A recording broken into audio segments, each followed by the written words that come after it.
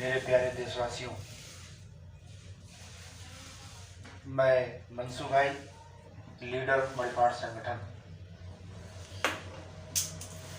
साथियों, पर्यावरण की जब बात होती है तो पेड़ पौधे, जल, पशु पक्षी, वायु, इन सब की बात होती है। इन सबको बचाने के लिए पेड़ लगाना जरूरी है, पर वर्तमान समय में स्थितियां ऐसी हो गई है कि काटे 100 जा रहे हैं और लगाए 1 जा रहे हैं।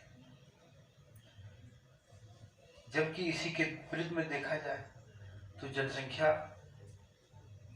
में 100 की बढ़ोतरी होती चली जा रही है, जिसकी मांग खेती, रहने के लिए जमीन, आवास, कल कारखाने हैं। इसी के कारण पेड़ों का विनाश हो रहा है। इनके साथ साथ बीमारियां भी आ रही हैं, क्योंकि जितना हम प्रकृति का दोहन कर रहे हैं उसी प्रकार से बीमारियां भी घर बना रही हैं। आज के 50 साल पहले, 60 साल पहले हम जाएंगे तो इस प्रकार से बीमारियां नहीं थी, ना ही इतने अस्पताल थे, ना ही इतने डॉक्टर थे। लेकिन इस प्रकार से पेड़ों का अंधाधुंध दोहन हो रहा है, पक्षियों का विनाश हो रहा है, जल प्रदूषित हो रहा है, नदियां सूख रही हैं। भारत में 1200 से ज्यादा नदियां थी कभी, अब गिनती में आएगी तो 500 या 600, वो भी बहुत कम ही जीवित अवस्था में मिलेगी। तो इनका परिणाम क्या है कि दमा, खांसी, बुखार, कैंसर, टीबी, मलेरिया, तमाम बीमारियां। हर एक घर का कोई न कोई इंसान अस्पताल में या दवाओं से लड़ रहा है। तो कारण क्या है? यही है कि पेड़ काटे जा रहे हैं। जब पेड़ कटेंगे तो ऐसी होगा नहीं। इसलिए पेड़ लगाओ और पर्यावरण को बचाओ, बीमारियों को दूर भगाओ। हिमालय की गोद में रहने वाले व्यक्तियों से आप मिलिएगा तो वो बताएंगे, या उनकी आयु देखिएगा तो 100 प्लस बढ़िया युवा की तरह हष्ट पुष्ट रहते हैं। लेकिन हमारे इस क्षेत्र में देखेंगे 40-50 में जो है बाल पके और बूढ़े हो जाते हैं, कमर दर्द, गठिया भाई पता शुरू हो जाता है। यहाँ पर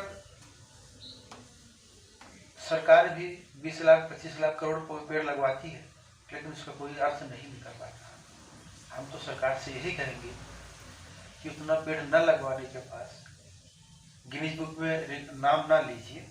आप केवल इतना ही कर दीजिए कि आपके जितने भी कर्मचारी हैं उनको साल में 1 पौधा लगाना अनिवार्य कर दीजिए।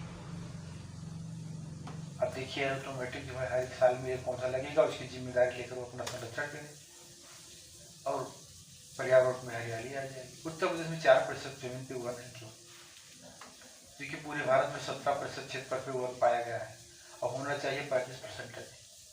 50 से भी कम की मांग हो रही, फिर भी 50 भी नहीं है, फिर भी आप सड़क बनवा रहे हो, रेल यातायात बनवा रहे हो, पेड़ों को अंधाधुंध काट रहे हो, तो इसका दुष्परिणाम भी तो होगा।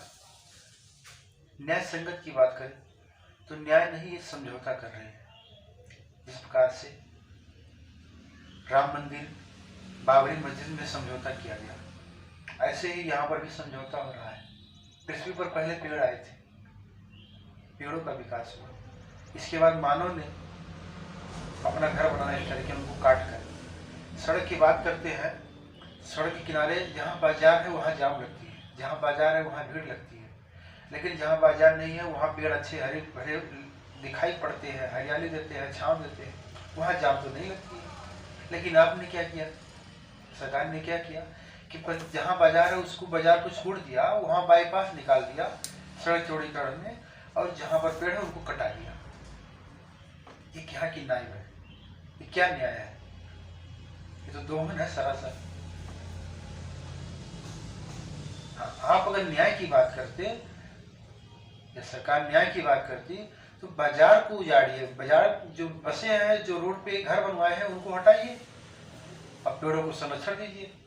जहाँ जाम नहीं लग रहा आप वहाँ पर जो उनका चौड़ीकरण कर दिया, बाजार को छोड़ दिए हैं और वहाँ बाईपास निकाल रहे। बताइए बाईपास निकाल के कितना पैसा खर्च कर रहे हैं उसमें, और फिर क्या बाईपास से लोग आना जाना शुरू कर देंगे? क्या बाजार में जाम नहीं लगेगी? फिर भी जाम लगेगा। आप इस पर विचार कीजिए और पेड़ों को बचाइए, और जो 5G 6G वाली व्यवस्था चल रही है इसको भी बंद करवाइए।